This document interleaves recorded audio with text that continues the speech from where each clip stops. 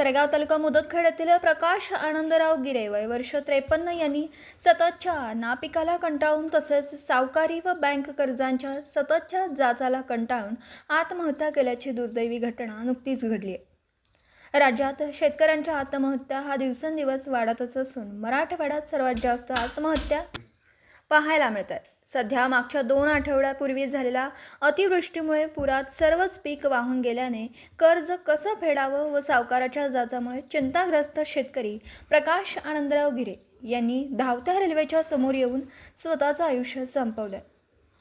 बँकेचे कर्ज, सावकारी कर्ज तसेच नापिकी व अतिवृष्टीने हातचे गेलेलं पीक यामुळे गिरे चिंताग्रस्त होते। शेतकऱ्यांच्या आत्महत्ये प्रकरणी पुढील तपास रेल्वे पोलीस करीत आहेत।